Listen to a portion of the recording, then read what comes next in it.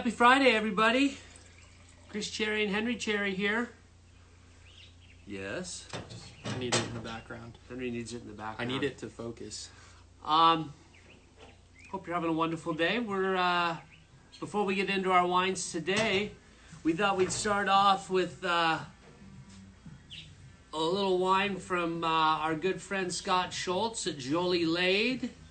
If you're not familiar, he's up in Sonoma County. I think I was wearing his t-shirt yesterday or last week. Yummy Wines.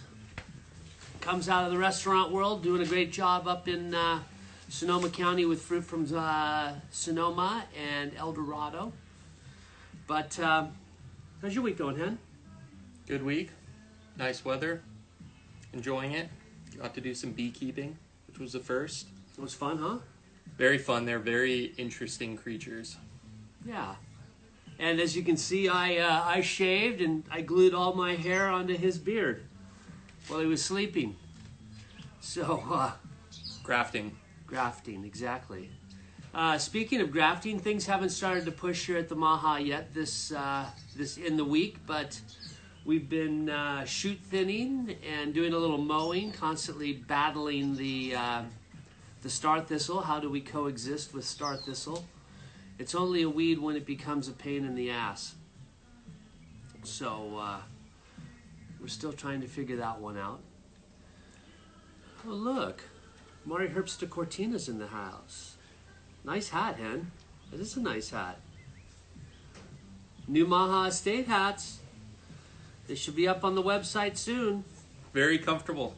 Fan of it. I'm not usually a big Velcro guy, but I gotta say it's way easier to adjust than a traditional strap back and or snap back. So today's what we're tasting today is Cabernet. And I think, you know, Cabernet is not something that we do much. And people ask, why do you make Cabernet? Why did you make Cabernet? And really, we came to Cabernet from Grenache, coincidentally. When we started drinking Priorat back in the early 2000s, Priorat is Grenache and Carignan and a little bit of Cab. And when they started marketing Priorat back in the late 90s and early 2000s, they put Cabernet in it so they could at least get a seat at the table. So after tasting some of these Priorat wines, we figured that we would give it a go. That's what started the Carignan project as well. So I had thought, what are some of the best cabs that I've ever had from the region? And at that time, it was the early cabs from Adelaida and Neil Collins at Lone Madrone, some of his early cabs. And they all came from the Carver Vineyard. York Mountain? York Mountain, yeah. So Carver is 12 miles from the ocean. It's really an old, it's a very established, tired site now, but it produces great fruit. It tastes like Cab. That's, I think, what brought me to it most, because of the fact it's got that herbaceous component that Cabernet's got. And so we first started to play with it in 2010.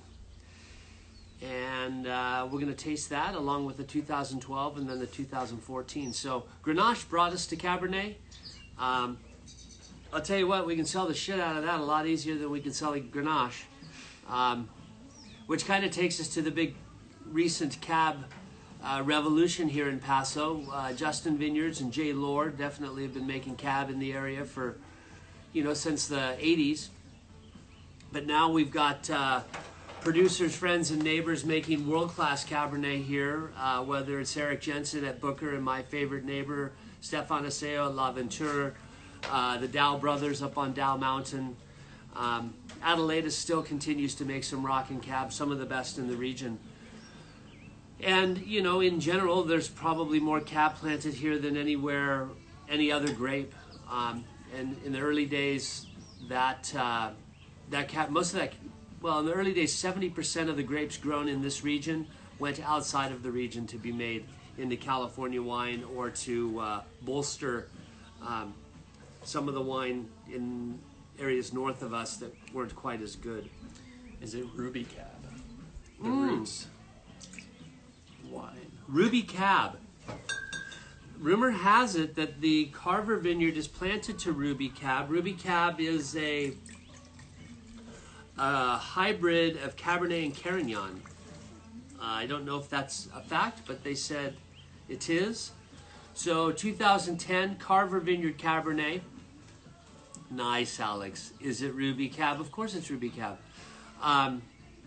This wine was all destemmed. It was aged 3 years in 80% new French oak. And it really is holding on. What do you think? Definitely. I mean, Tastes like Cab too. We've been doing some Cab blind tastings, and no one's guessing Cab because it doesn't necessarily taste like Cab. it doesn't taste like the Cab people are used to, I think. It's pretty oaky. Yeah, oak and sugar, depending on the price point and where you're coming from. You just blew a booger on me. I apologize. I was laughing at this bird bathing over there. Oh, look at that birdie. Dirty birdie. Cool stuff. Lots of nature.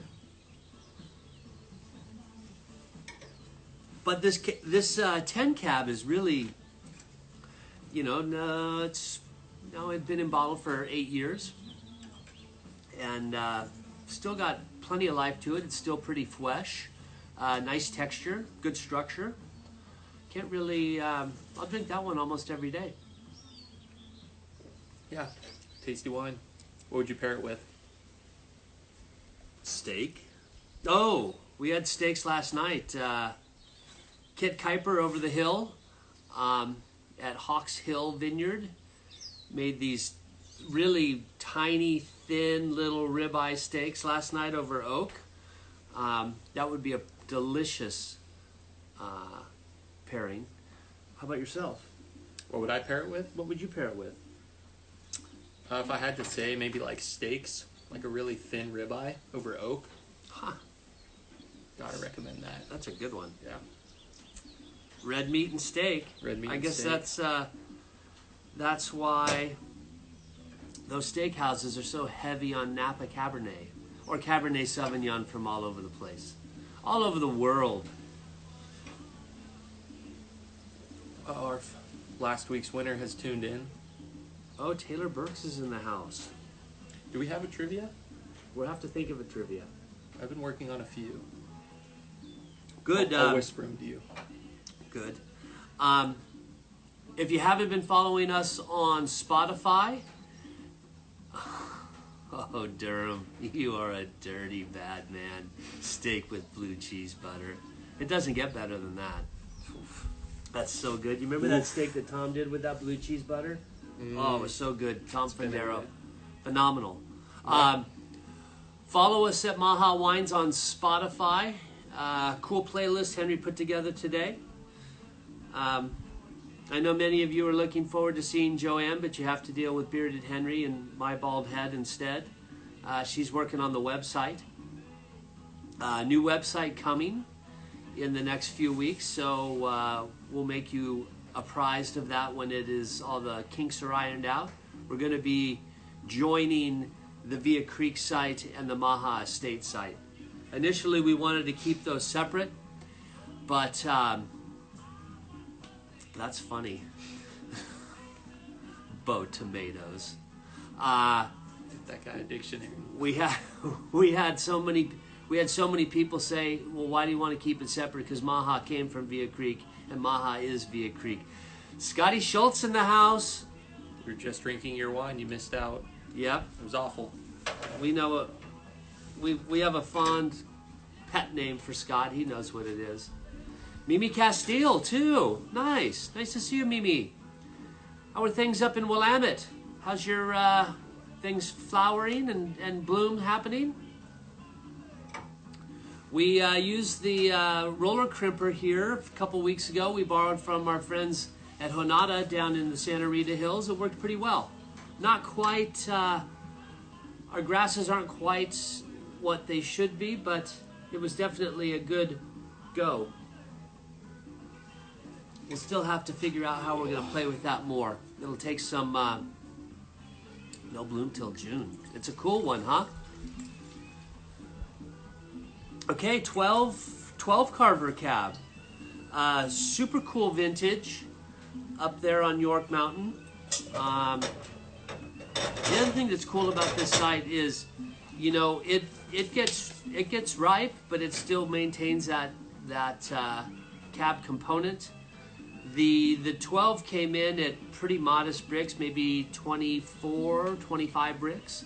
Thank you, Scott, of course, to you as well. Cheers. But this wine's got, it's a little darker profile. It did have some Brett early on, but I think it's rolled through that cycle. I'm still getting a little bit. Yeah, sure. But it's bloomed. It's not like, it's a nuance in the wine as opposed to being front and center.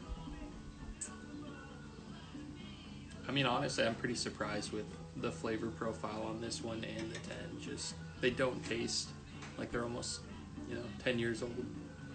Right. Pretty bright. A little higher structure on this one. Yeah. I like that. I've actually preferred the 10 the other day. We tasted these with lunch, and I preferred the 10, but I think I like the 12 currently. It's hard to say. It's wine. That's why we drink it. Pull a cork. What is it? What's the saying? I was going to say no such thing as bad wine. Actually, but then I caught myself because there is. There's all kinds of bad wine. If you've ever worked in the service industry and given someone a glass of wine, odds are it's probably not shit. And when they say, that's horrible, it's just not to your flavor profile. Exactly. Pet peeve. And there's no such thing as good wine, just good bottles of it. John asks, Durham asks, why did we skip years? 11 got blended into something, but I can't remember what. It was a pretty small crop. We had, I don't remember where that went. That may have gone into something in 11. I don't remember. But also we want to just keep things, we want to, when we're doing little bottlings of this, we want to just showcase what's doing, we want to try to put our best foot forward. You got to swing the bat to hit the ball. We have definitely taken more than 3 strikes, but less and less anymore. The hand-eye is better.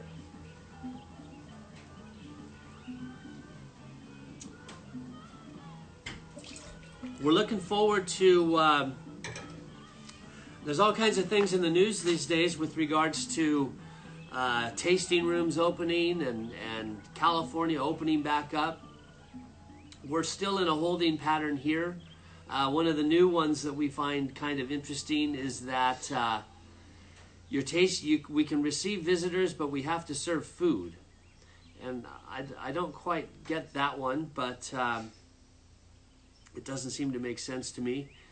But we're getting close, and I think the rest of California wine countries are getting close too, and everybody's looking forward to seeing old friends and enjoying wine with one another. But we still have to be safe and be conscious of what's going on out there. I think this weekend will be a big tell with regard to how this situation's going to unfold. Henry was over at the beach, last weekend? When it was over in Cayucas. pretty crowded. Yeah, it was quite crowded. Good amount of people. Yeah. Not a lot of masks. Not a lot of masks. I suspect Bakersfield. Yeah, it's hot over in the Central Valley, and they like to folks like to come over and cool themselves. Oh, look at that! We got a little oak borer beetle flying through. They're hideous little creatures. Flying Satan. All right. Let's go to the 14. So 2014 cab, Carver Vineyard, little different vineyard, labeled chain.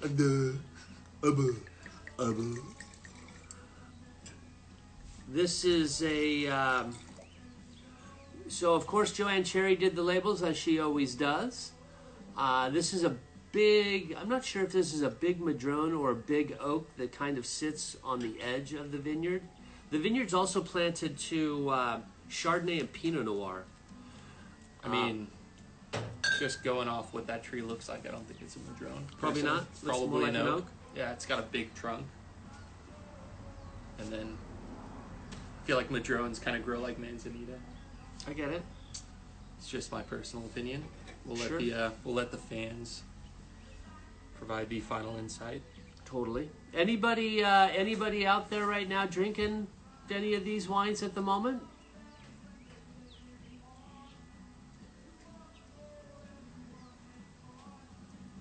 Nobody.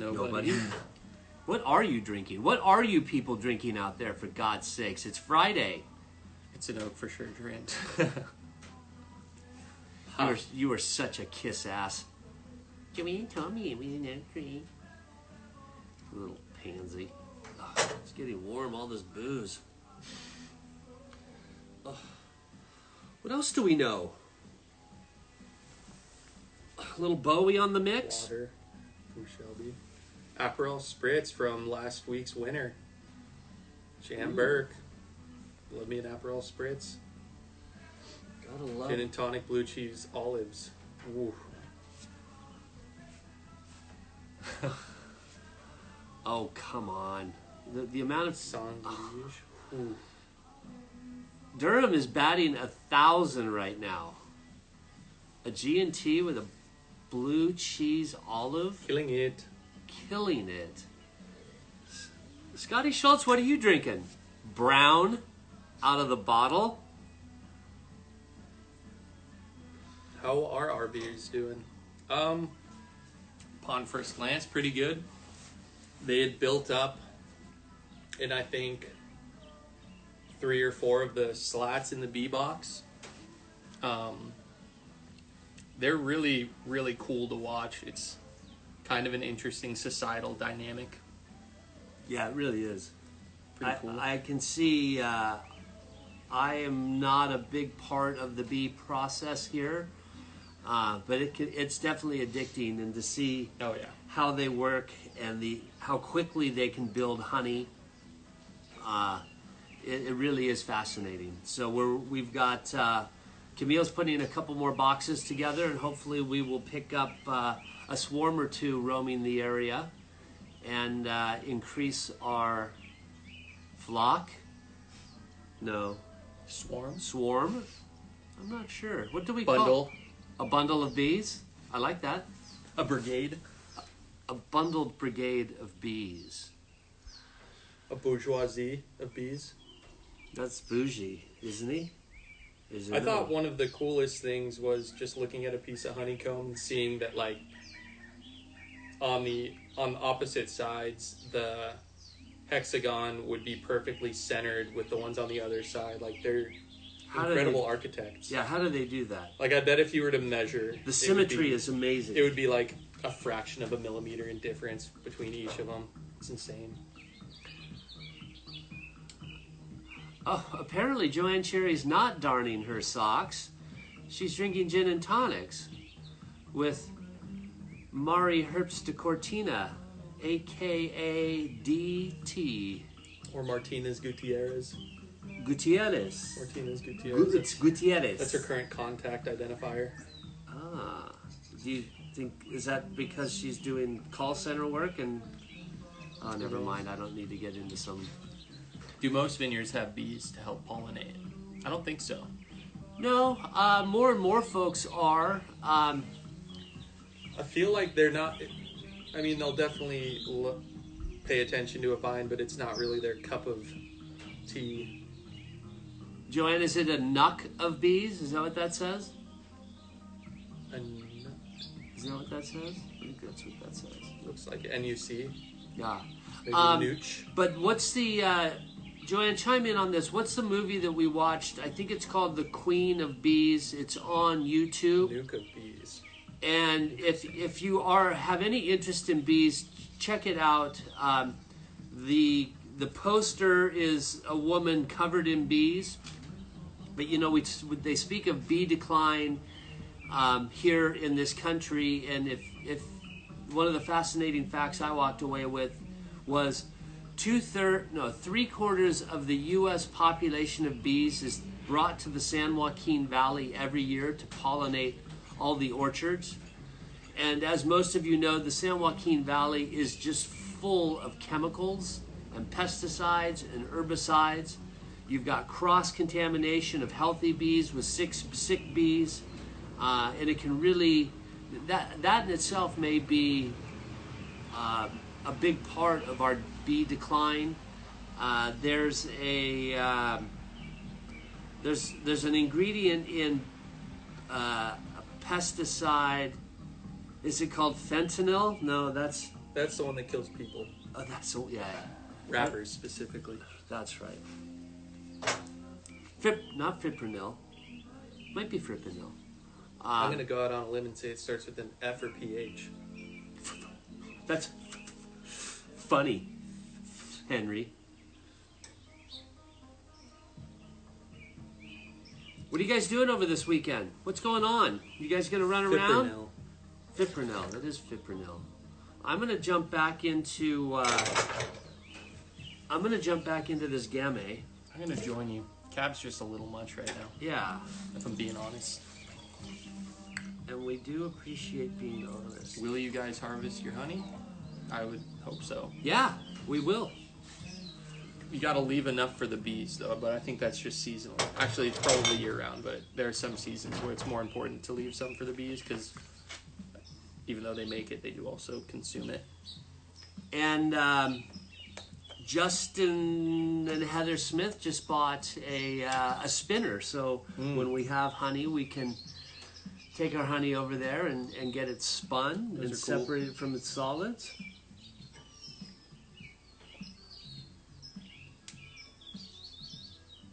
Nice new Krongbin track in the background. And what Hopefully does an album coming from them soon. I think yes, for album number 4.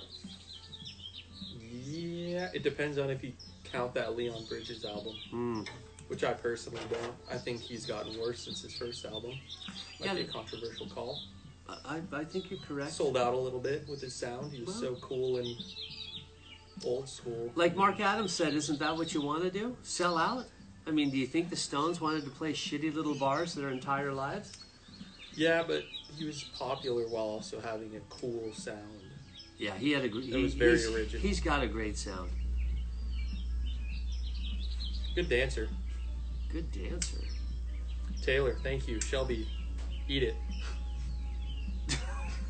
Eat what? That opinion. Oh, We all love old Leon. but I we think- know who I think Shelby everyone likes. can Taylor agree that Swift. his first album is his best music. Didn't someone just pull in? I think it might have been Juan. Juan. I don't know. It looked like your truck. We may have a special guest coming in. 14 Cab from Durham. Look at that. That's 3 in a row. Maker's Mark soaked ribeyes. Oh my god. Interesting. That sounds just dangerous. What does soaking it in Maker's Mark do? I'm guessing it's like a marinade. Probably breaks it. The alcohol breaks it down, tenderizes it. Gotcha. Yeah. Pretty awesome weather. The weather is fantastic. So back to Cabernet here in Paso. The region does so many great grapes well. It does Cabernet well, but if you talk to Eric Jensen, Cabernet doesn't like limestone. Actually, you'd say Cabernet doesn't like limestone, kid. Have you grown cab on limestone? It just doesn't work. It likes heavy soils, like where you grow pumpkins and flowers. But there are some really good cabs happening. As far as other obscure varieties in the area, you've got Brian and Steffi Terizzi doing some really cool things with Australian varieties. Italian varieties, Fiano, Alianico, Barbera, Nebbiolo. Adelaida over here's got some Gamay Noir planted, that was planted by Andrei Chelachev in the late 60s, and he was instrumental in developing a lot of the Napa Valley, and then was brought down by Stan Hoffman of Hoffman Mountain Ranch initially, and I think he was probably one of the main folks that got Cabernet happening here in Paso. These vineyards were planted in like 1980, so they're pushing 40 years old, which is pretty cool. There's not a lot of old plant material here. I think Turley has a lot of it wrapped up with Martinelli and with the Uberoth vineyard. The Ducey family's got some pretty cool older Zin vineyards, but there's not a lot of old cab here, and I don't think there's really a lot of old cab in Napa as well. It's just when did it make its big appearance in California? I think it was probably in the early 70s. Robert Mondavi was really kind of led the charge with Cabernet and Bordeaux varieties in California, and did a tremendous marketing campaign and got out there and beat the street and met people and proved that it could stand up to some of the finest wines coming out of Bordeaux. And I think at this point, the California California Cabernet, it's a different animal than we see in Bordeaux, but people have their choices. Hey Juan, why don't you come on up here and say hello? He's what's he stalking us? He's down in the parking lot. Surprised the Wi-Fi hits down there. I know. What's the big difference in Napa Cab and Paso Cab? I think Price. Price. Price for sure. Though I think one of the big differences is they both can be pretty ripe in style. But I think the most, and I speak of the west side specifically, the wines here have a little better acid structure, and that can be the soil. Yeah, I think the diurnal shifts and the soil. Just temperature. What do you mean by diurnal shifts? The diurnal shift is the change in temperature and the high-low temperature in 24 hours. Since we get would you say ours is a little more severe or dramatic because we're closer to the coast? Yes. That Templeton Gap influence. Hey, you over there, come and chime in on this, Juan. The question is, ladies and gentlemen, Juan Mercado in the house. The Maha. Come and sit right next to us, right in between us. Really? Yeah, you're clean, I think. Make some room. Got some cooties. You got cooties? Somewhat. So, ladies and gentlemen, the infamous Juan Mercado, Yeah. founder of Realm Cellars up in the Napa Valley. The question is, what do you see as the main difference between Paso Cab and Napa Cab? You've got your foot. Yeah. You've got a lot of experience in both. Well, I mean, you've got obviously you have limestone here. I think acid's a big difference. Here it's I think the wines are a little bit brighter. They're a little bit heavier. Not heavier, but they're just darker fruit oriented. Thank you. In Napa. But profile wise, yeah, brighter, I would say, just because of the acid. But obviously you have, and Napa, you don't have many northern exposures, vineyards, because you have a hard time ripening up there with a northern exposure in some cases for Cab, and whereas here you have north, south, east, and west. So you've got a lot. I think there's a larger variety here, and then you have the coastal influence here that you don't necessarily have in Napa. Not as much. Right. So if you go out west here, you have Cab out there, and it almost comes across as Cabernet Franc in some cases. Right. And you've got a piece of property out there, right? Mm-hmm. Is that York Mountain appellation or York Mountain? Yeah, and actually Cab does pretty well out there. We've had some from Herman's Story, and it's really good. And that's actually pretty. It's a brut. It's a big wine, which I wasn't expecting from that, because it's definitely cooler than where we're at right now. Definitely. So, but more temperate? Yes, definitely. For More sure. of that coastal influence. Yeah. So. Well, good. I hope that answers your question, John. Let's see. Trivia. What is okay, Henry? Henry's got trivia for today. I don't know the answer, but I was going to ask what the most widely grown grape on the property is, because I didn't know the answer. Figured you might. On this property? Yeah, this particular property. I do. What do we have the most planted of? Someone will probably already answer it. No, Realm does not make Paso Cab at this moment. They're deeply rooted in the Napa Valley. But one thing back to older vineyards, do you see much older plant material in Napa, or is that kind of transitioned out? Like For Cabernet, most of the valley, due to phylloxera and stuff, was replanted. In the 80s and 90s, you had the first major replant. You're starting to see it, the wave again happening right now, just because vines now have hit that 40-year mark and yields start dropping a little bit. But back then, you had a huge switch. At that point, Cabernet was having huge momentum from the 80s, and so you saw that transition going. So people were replanting what were a lot of Italian varietals. Petit Syrah was widely planted. The valley, that's where the pendulum swung, and it really became dominant Cabernet Sauvignon. So you don't get a lot of old vines. You get old vine. There's old vines up there, but it's like Charbonneau. Right. You get some Zinfandel. Those are those old, as they call them, the Dega red plantings, those field plantings. yeah, and there's Tofanelli's place. yeah, there are some Radiani. old vines. Behind like Mondavi. McDonald has some. I think they're like pretty close to 100 years old. Some old vines, but that's not widely. You don't see that everywhere. It's very, very rare. Dominus has some very old vines in the back, and so they're there. There's just not many. So Good. Has anyone got it right? There have been 2 guesses on trivia.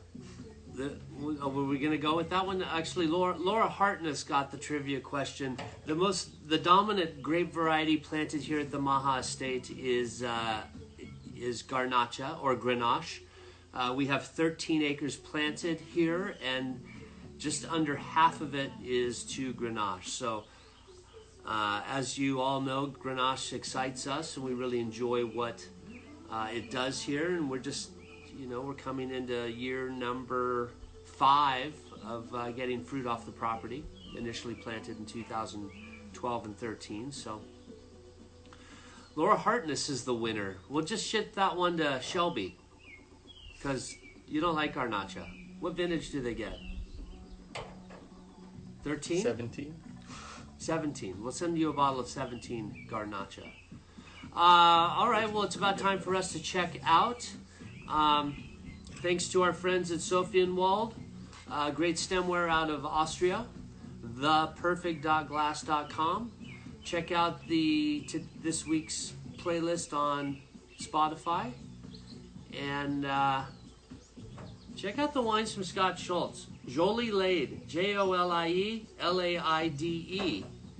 Scott used to work with you. mm-hmm. Back 07, 08. Okay. Back in the day. Wonton. What's happening, Mr. Schultz? Scrappy, tatted kid from Yeah. Chicago. Yep. All right. Oh, the stories we can tell.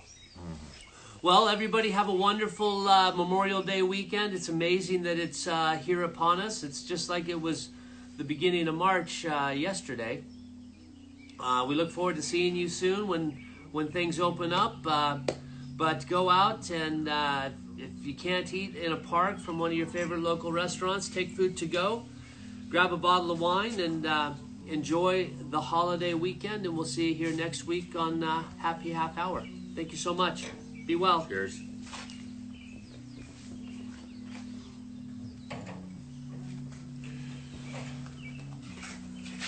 I didn't recognize you with your hair. Yeah, right. I know where you